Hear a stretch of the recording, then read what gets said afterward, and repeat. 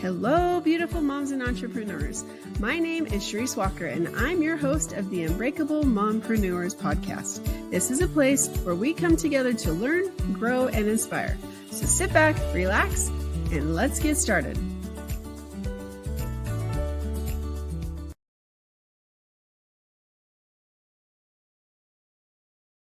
Hello, Unbreakable Mompreneurs. My name is Charisse Walker, your host. And do you have a problem making decisions? Sometimes you just don't know what to do, so you're in decision paralysis. Well, today's your day because Cheryl Einhorn is in the house and she's going to teach us how to be better decision makers and what to do. So, Cheryl, without further ado, why don't you introduce yourself to our audience? Hi, I'm Cheryl. Charisse, thank you so much for having me here. I am somebody who came to decision making in an unexpected way. My background is in investigative journalism. I spent over a decade at the business magazine Barron's, and I ended up writing stories that mostly took a skeptical look at companies' finances or at their strategy. They were called bearish company stories. And when the stories came out, there'd often be a large impact. Often because they were about publicly traded companies, the stock exchange would have to halt the shares from trading until an orderly order flow could be resumed. About a half a dozen companies went out of business. For one company, after a series of investigative articles, the CEO was sentenced to 10 years in jail. And although journalism really does celebrate truth to power, these stories sat a little bit uneasily for me because behind every story are people. People that work at these companies and want to be able to know that they've got a steady job.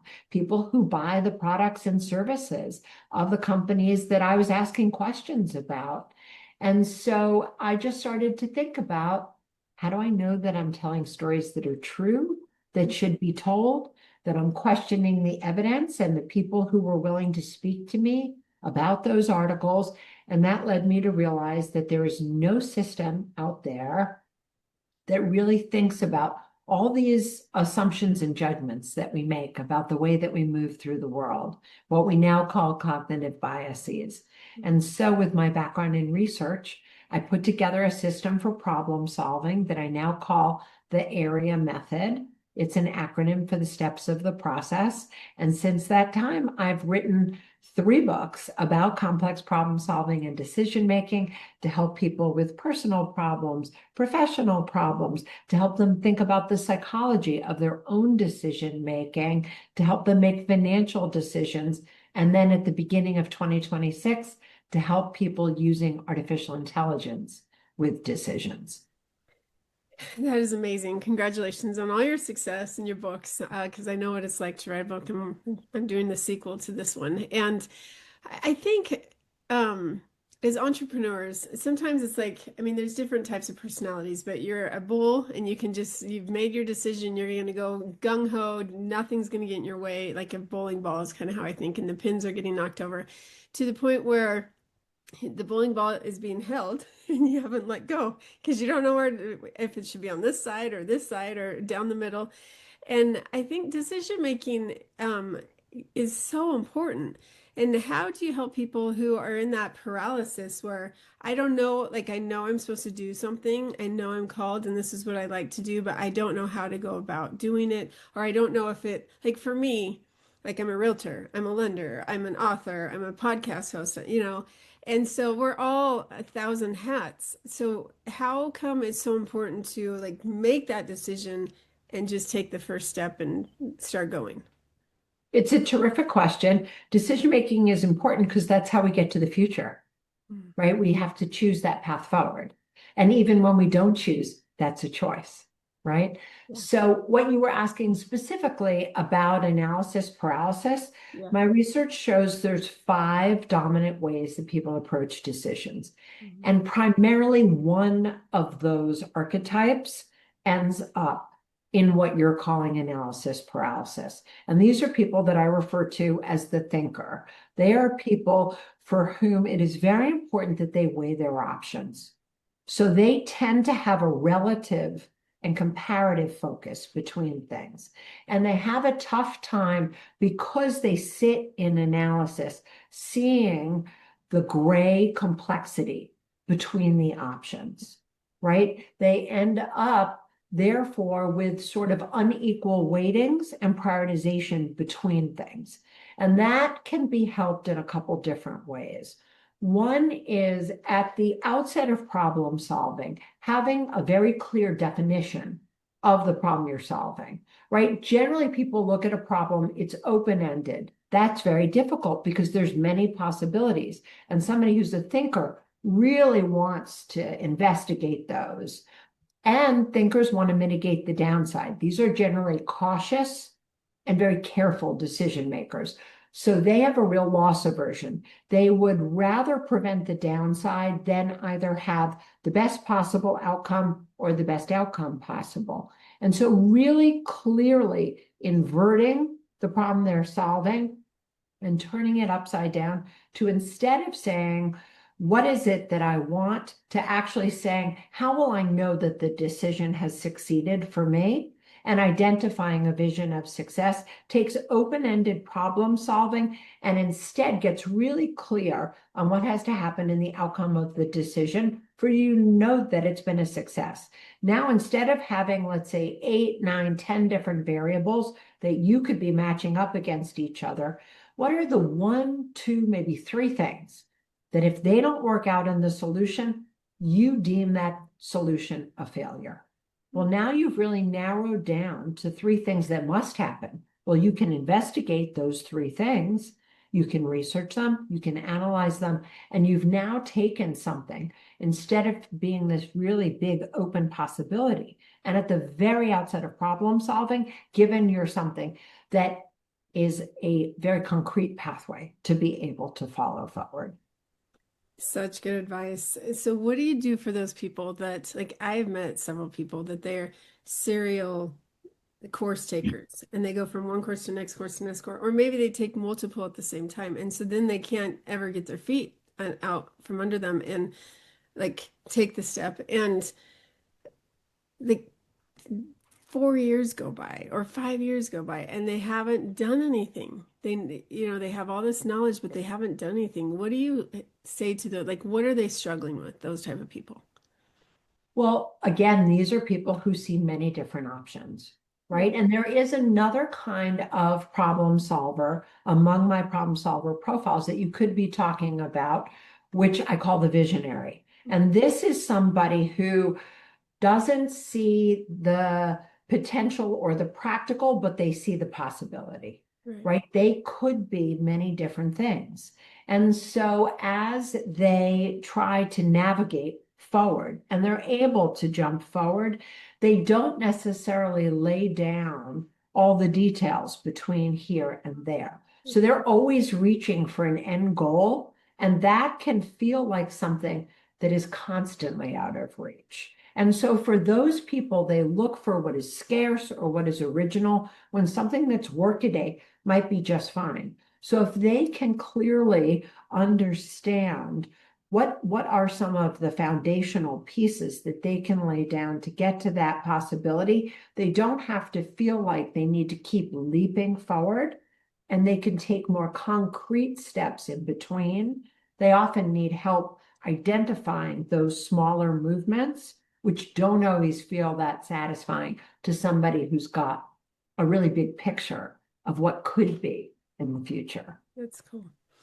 So what about those that they are successful, but now they feel trapped because they're not enjoying it anymore and they don't know what to do?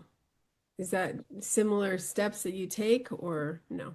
Well, you might be trapped for many different reasons, right? You might be trapped for a very good reason. You have a certain financial commitment and you're sitting there and you're doing something for actually a very important goal that meets other standards, right? And that could be about sort of recognizing why you're doing it. For other people, what they may just need to do is to identify, we were talking about a vision of success. Well, what would be successful for you? Is it a whole-scale career change? Is it a company that is more entrepreneurial and has fewer defined rules and regulations for how you move in a particular role? So somebody getting really clear on what those success metrics are is always a good first step to being able to help identify what are those few things that you want to be solving for that is going to help you feel like you're getting into action. And then I would say you don't need to take a whole scale change. You also can take just one step. Could you spend a day with somebody who's doing something that you think you could be interested in? And might you then be able to more slowly test that hypothesis out where you don't have to quit your job, but you're beginning to get into action to be able to test that path forward. And that's the same type of person that wants to get into a new career that maybe they're at a W-2 and they want to become an entrepreneur, but they need to test it out, beta test it and see. I love that. Okay, so let's talk about your new book because AI is this huge thing right now. And so, how do you want to expand a little more about what your book is and why people Sure. should read it? Sure. So the new book is titled The Human Edge, Smarter Decisions in the Age of AI. Mhm. And what it is meant to do is to give you sort of a user manual for how do you actually hold on to your critical thinking, to your judgment, to those facets of your decisions that are uniquely yours, and also harness the power of this very impressive technology tool. So, and this has nothing to do with it. I'm not trying to get political, but this keeps coming through my head as you say that because I'm in Utah, right? And so the Charlie Kirk assassination. And I mean, if anybody has looked at anything online, they all are showing all these different analogies and theories on how Tyler Robinson was not the shooter, that it's all these other things, whether it be his lapel or a gunshot coming through. Like, it doesn't matter. There's like 500 different conspiracy theory type things that are going on. And so it's very easy in something like that for people to, like, oh my gosh, I saw that. That totally makes sense. And so that has to be it. And then they see some another theory and oh, that makes sense and that has to be it. So what's your recommendation to people? Because that's in any situation, right? It's literally in any situation that whatever we see on the media might not be true. And whatever we see, like you go to MSNBC or you go to CNN or you go to Fox, like there's so much different narrative and online, there's so many different things that it's just so AI can basically do anything and create any type of picture and analogy. So Oh, go yeah, ahead. I think there's two things that you're talking about. We come to the world not as it is, but as we are, Hmm. right? And we have our assumptions and our judgments. We were talking about the cognitive biases, for example. And when we're working with AI, we come with all of those potentially unfounded assumptions and judgments because we see the world through this sort of dirty windshield of our own past experience. Hmm. AI has its own biases, right? It has its own limitations, which are all mechanistic, the Hmm. way that the algorithm was set up.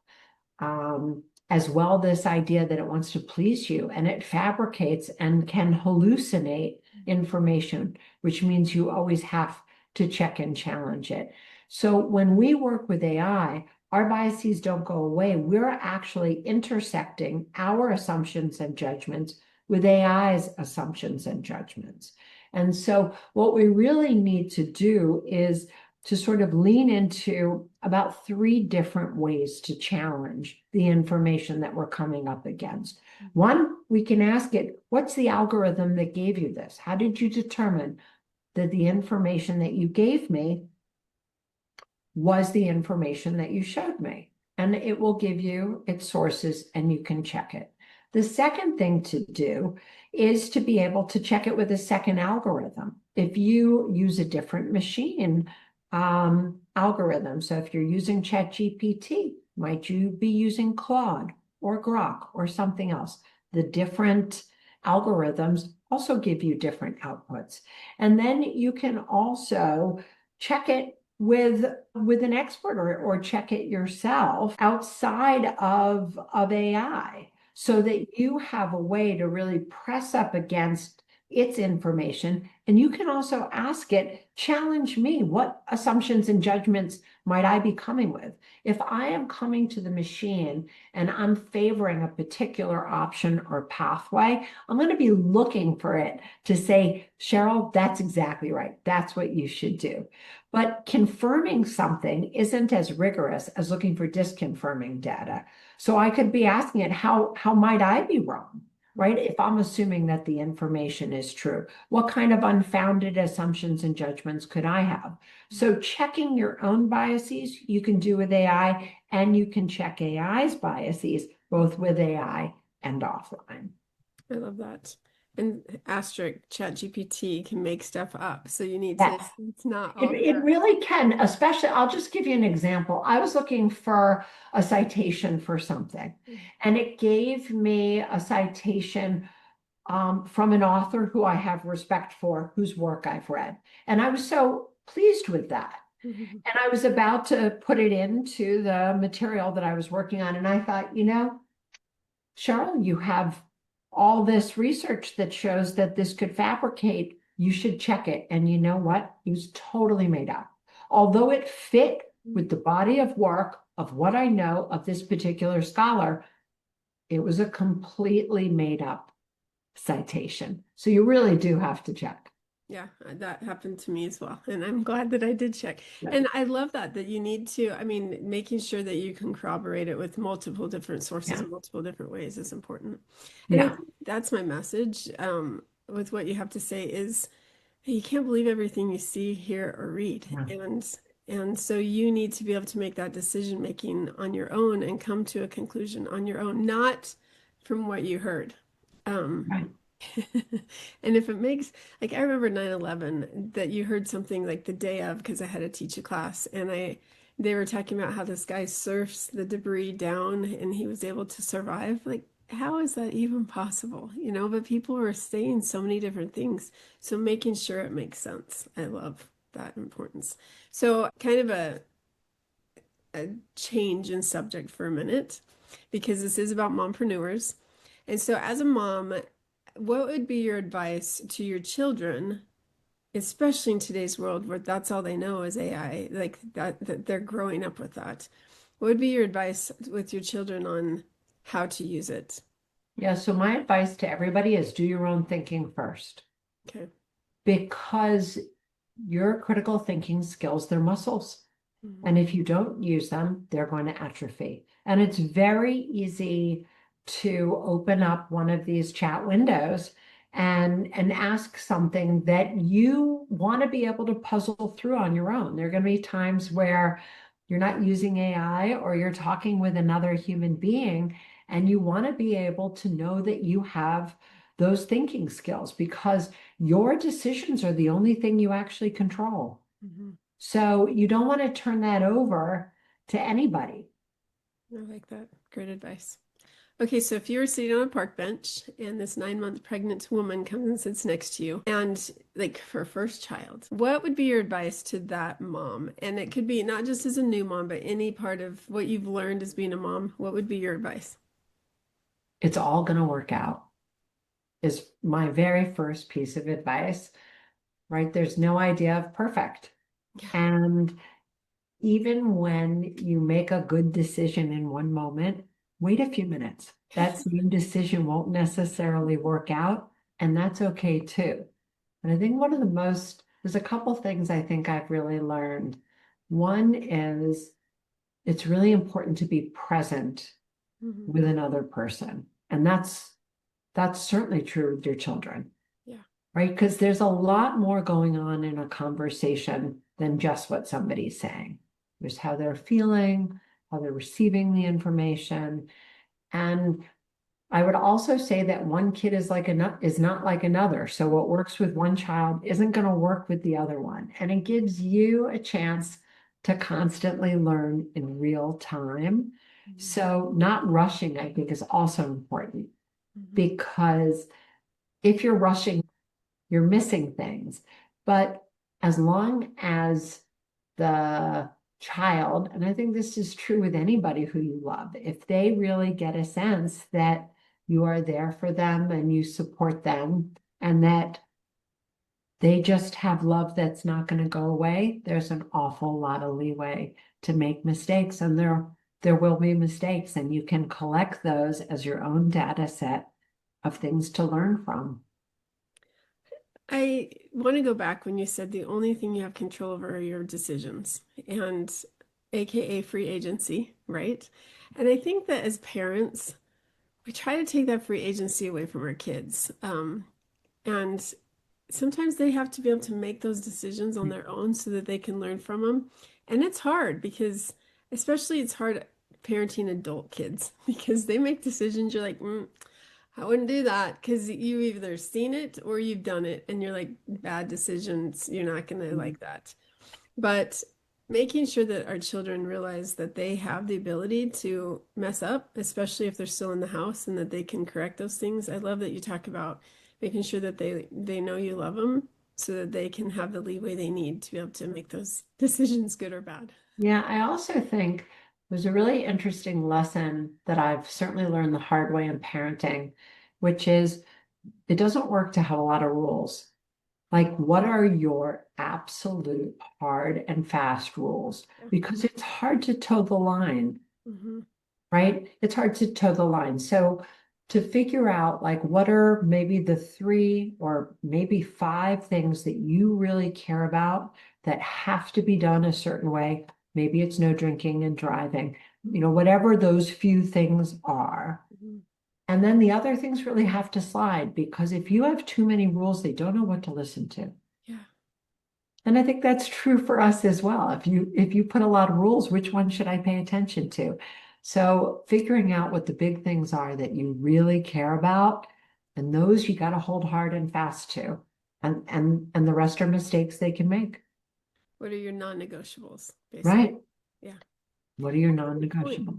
Because I remember growing up, my parents, I lived in Bakersfield. I grew up in Bakersfield, California, and my parents, we weren't allowed to wear shorts during the winter, right? Well, so what? If I'm cold, let me make that decision. And so as a parent, making sure that's great advice that you have. So thank you Yeah. so I much. think the other thing that I would really say that is based on the work that I do is talk to your children about decision making, Mhm. and share with them what are the steps that you want to go through when you're solving a complex or high stakes problem. And the reason why I say that is it's not something we generally teach at home in a really clear way, Mhm. but it's a lifelong gift that you can give them, because you can't control the outcome, just as we're talking about, but you can control the process.